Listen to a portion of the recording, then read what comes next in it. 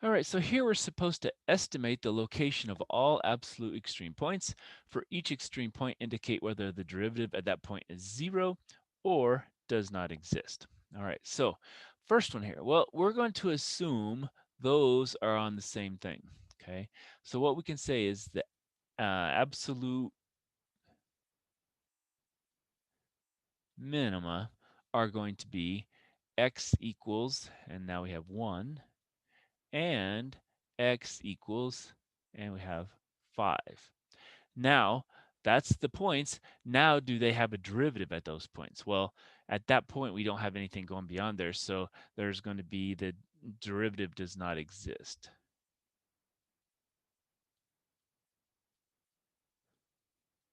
for the endpoints.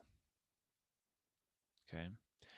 Now, do we have any maxima? Well, yeah, sure. We have this one here, and let's assume that was absolute max.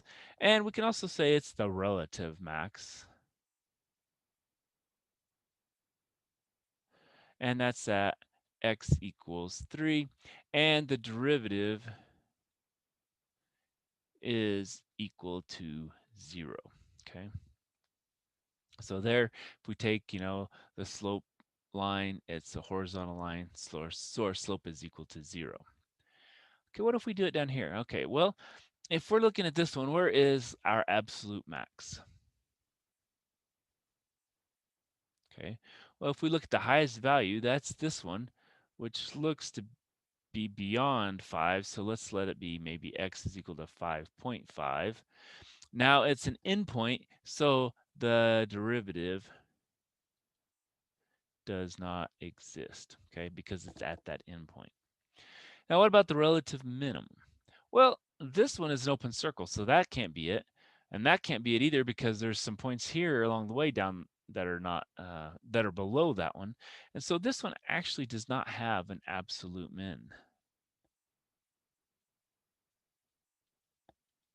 So that does not exist. And it's basically because we have that open circle at the x equals 3. All right, what about the next one?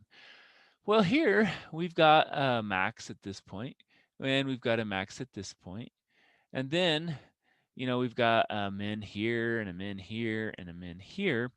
Now, what is it asking for? Well, it's asking for the absolute extreme point. So we really don't care about the relative. So the absolute, the very, very biggest, well, that's going to be the max, and that's going to be the min. So the absolute max is going to be x equals, and we'll call that 1 maybe. And our absolute min is x equals, let's call that 6. Now, does the derivative here exist? Well, let's just call it y prime is equal to 0. And here y prime does not exist because we can't have it existing at this point. But at this point, we can. Okay, so we can take derivatives here, but not at those endpoints. And so that's what you're going to do to look for those absolute extreme points on different graphs. Well, here it asks for each function, locate any absolute extreme points over the given interval, identify each absolute extrema as either a max or a min. Well, what are we going to do here? Well, notice we are limited to -5 up to +5, including both of those. So first thing I'm going to do is I'm going to find the derivative. So that's going to be 2x plus 2.5. Okay, well, that was easy. Now, if I set that equal to 0, then I can say, well, let's take 2x to the other side, divide by -2, and so x is equal to -1.25. All right. Well, what is a -1.25? Well, we plug that into our original function, f of -1.25 equals. Now I plug that in, and I'm going to get, it looks like, -7.5625. Okay. Now, is that the only one? Well, we don't know what's happening here, so we also have to find what is f of -5 and f of 5. So we have to find 3 in this case because we have 1 from our derivative and then 1 from each of the endpoints. Sometimes you're going to have a derivative, you're going to get 2.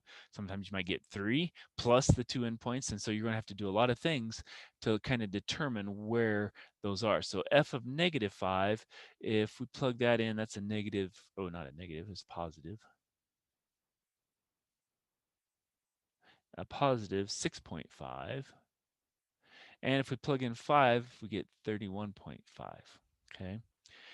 So now what we need to do, it says for each function, locate any extreme points. Okay, well, it's going to be we need to find the absolute max and the absolute min. Well, what's our actually absolute max value? Well, this is going to be the absolute max, and that's at the endpoint.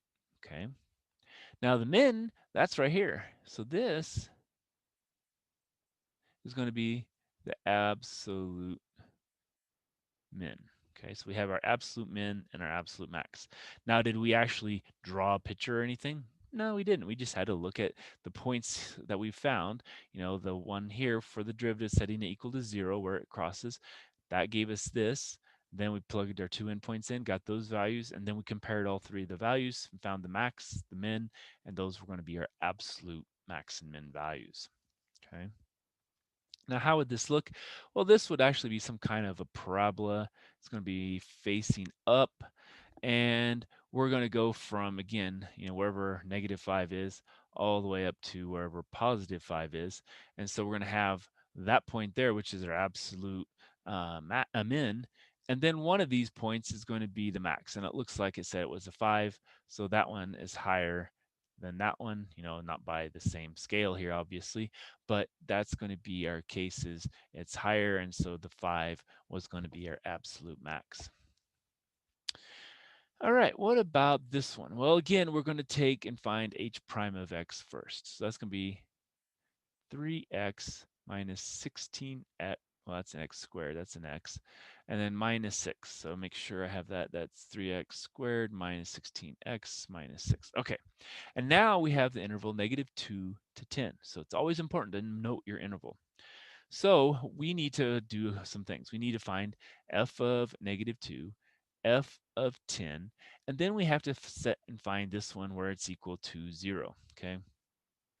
So I'm going to plug into a couple of things. Why don't we do this here? One thing we could do, let's practice this because we're going to be doing this quite a bit. Let's plug in. And so let's plug in our equation here. And so this was x to the third. And then we had minus 8x squared. And then we had minus 6x. Okay. And so I don't know where this graph is from. So let's go, I don't know. We're going from minus 2 to 10 for sure, because that's our scale it said we're going to do. We'll go by maybe 2. And our max maybe is going to be min negative, I don't know, let's go negative 20 to 20 just because I really don't know where it's at. And let's look. All right, so we didn't go far enough down. So it needs to be maybe negative, oh, how about, I don't know, 60. Okay, I need to just do my math and figure out where it's going to be. It's going to be negative 120. There we go. So that's going to be our max. That's going to be our min. And what we're going to do is we're going to come over here, do our numeric solver, and we're going to kind of cheat. We're going to say, well, okay, that's 0, that's fine. And instead of actually typing in our derivative, because what's going to happen, sometimes we're going to have to calculate and do a stat plot, and then we're going to have to do a analysis, some kind of a regression analysis, and it'll plug it into 1, and it's going to have a lot of decimal places. Well, we're not going to want to type all those decimal places every time. So what we're going to do is we can handwrite it and get it, out to 3. But then when we're doing calculations, we're going to have it to a little bit more than that to actually get good values. So we're going to go over here and cheat. We're going to say, okay, let's do numeric solver. We're going to go down here and we're going to say, let's do math. We're going to do 8 for the derivative. If you remember, we did derivatives before of x. Now we want it of y1. and as x equals x. Okay, now we'll say let's find where that's equal to 0. I don't know, let's plug in 10. That's fine by me, so solve that. And it gives me 5.685128, blah, blah, blah, blah. Now, is there going to be any others? Let's see, we had quadratic, so there should be 2 of them. So maybe let's do, if we had that, if we plugged in 0, what would we get? Negative 3.3517. So those are going to be our 2 values. So let's write those down. So now where'd my pen go here? So my 2 values, x is equal to, and I got 5.6851, and I got negative 0.35180. Okay, and I don't need that extra 0 on there. We can delete that. It's okay. I guess it takes out the 8 too. 518. All right, so now we have those, and so now we have to find f of 5.6851 and f of negative 0.3518. Now, are all of those within our region? That's in, that's the endpoint, so we're good there. So now what we do is we just basically plug them all in. So if we plug a negative 2 in here, what do we get? Well, for negative 2, we get a negative 28. For 10, we get 140. For 5.6851, we get a negative 108.929 roughly. And for that one, we get roughly a 7.696. We'll keep it at just 3 decimal places.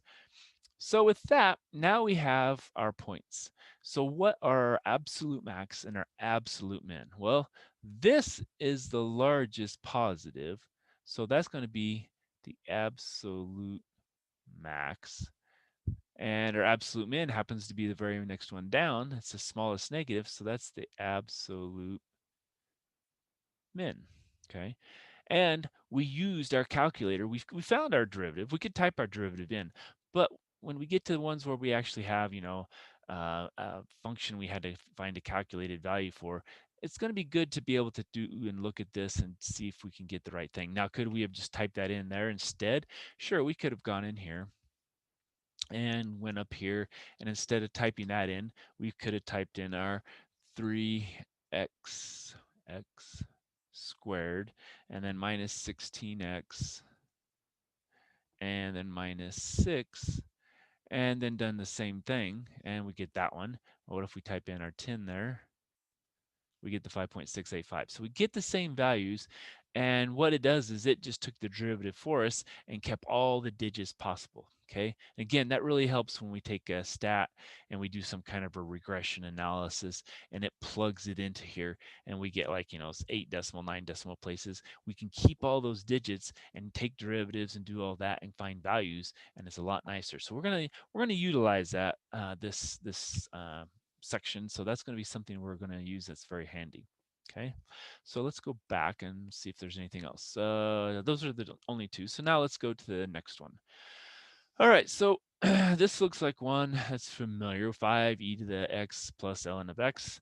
Now we're going to go from here to here. So first, we're going to take our derivative. And so when we take that, that's going to be minus 5e to the minus x plus 1 over x. All right. And so we're going to have f of 0.1, f of 4, and then what we have to do is we have to find where those are. Okay, well, can we do that? Sure. We can go and we can cheat again. Let's go this time and clear that.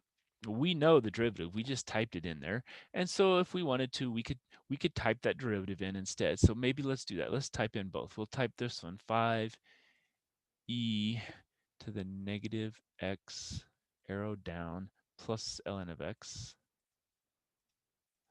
And we're going to go ahead and type that derivative, negative 5e to the negative x arrow down, and then plus 1 over x. Okay, and this is going to kind of show you that we can do it both ways. All right, so math, problem solve, numeric solver, 0. And here we can do, okay, well, let's do our derivative again. So math 8 and we want it with respect to x, of our, we want y1, and so we're taking a derivative of it this time, and so that's going to be that. We say okay, and I don't know, let's just guess that. That's fine. It'll tell us what it's going to be. Well, that's a huge number, so that one, pretty sure that's not going to be the case. So let's maybe plug in a 0 and see what we get there. Well, we get a huge number here. Okay, well, let's type in, I don't know, 3 then. All right, so that seems like a more logical number. Okay, 2.5426. And remember when we did that before, we typed in a 0. What do we get when we type in 0? That one seems strange as far as the number we get. So, okay, we'll go with the top one because I do I do think that 2.5426, that one I think is correct, but that other one doesn't seem quite correct. So what I'm going to do is say, okay, well, we found one, but let's clear that. Let's type in our answer, -5 e to the negative x arrow down plus 1 over x. And we could have just typed in y1 too if we wanted to. And we'll do that. And let's put in 0.1. Yeah, that looks a lot better. So I don't know what it was doing on the other one for our derivative, but it was doing something, giving us a strange answer. So that one looks better. So this is an example where it always doesn't work to type in just the thing and tell it to do the derivative. Sometimes you have to actually do that derivative. So let's put in our two values. So we got x is equal to, what was it, 2.5426, and x equals the 0.2592. So now we have those two more values to look for.